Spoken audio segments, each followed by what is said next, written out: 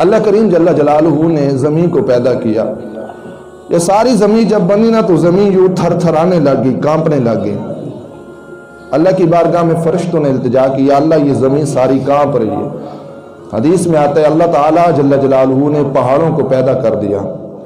یہ جو زمین کے اوپر پہاڑ ہے نا بڑے بڑے، جب پہاڑ زمین کے اوپر آئے نا تو جو زمین کا تھر تھرانا تھا، کانپنا تھا، یہ بند ہو جاتا ہے. فرشتے اللہ کی بارگاہ میں التجا کرتے، مالک تو نے اتنی طاقت پہاڑ کے اندر رکھی ہے، ان کو زمین کے اوپر جب رکھا گیا تو زمین نے تھر تھرانا کانپنا بند کر دیا. یا اللہ بڑی طاقت ہے پہاڑ کے اندر.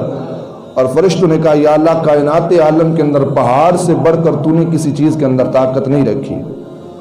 فرشتوں نے یہ بات کی، اللہ نے لوہے کو پیدا کر دیا.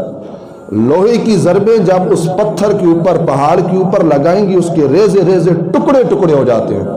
اللہ کی بارگاہ میں فرشتے عرض کرتے ہیں مالک تیری قدرت ہم مان گئے، دنیا میں سب سے زیادہ تو نے طاقت رکھی ہے تو پتھر اس کے اندر رکھی ہے، لوہے کے اندر رکھی ہے کہ لوہے کی ضربیں جب اتنے سخت پتھر پہ لگائیں گی تو پتھر ریزے ریزے ٹکڑے ٹکڑے ہو گیا.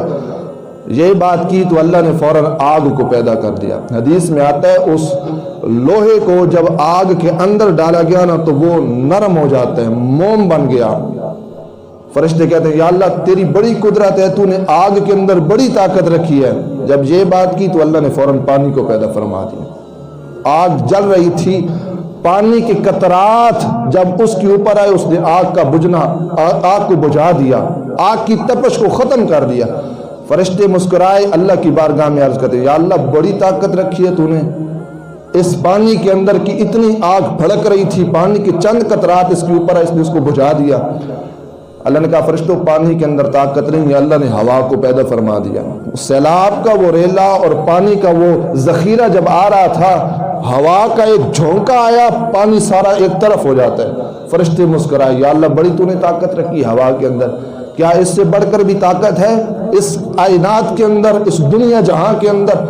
اب کہاں اتنی بڑی زمین، اتنا بڑا پہاڑ، پتھر، آگ، دریا اور لوہا. پھر جب فرشتوں نے کہا یا اللہ اس سے بڑھ کر تو نے کسی چیز کے اندر طاقت رکھی ہے، تو وہاں پہ اللہ نے کسی چیز کو پیدا نہیں کیا.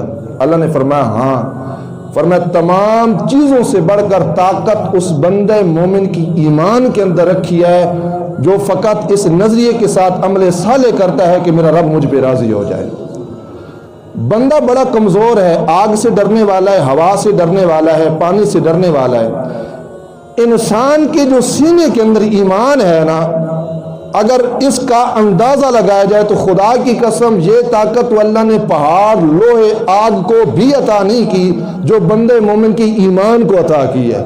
لیکن ایمان کو یہ طاقت تب نصیب ہوگی کہ جب بندہ کوئی بھی عمل صالح کرے تو بندے کا اعتقاد و نظریہ یہی ہو، دنیا ساری ناراض ہوتی ہے تو ہو جائے میرا رب مجھ پہ راضی ہو جائے، میرا رب مجھ پہ خوش ہو جائے.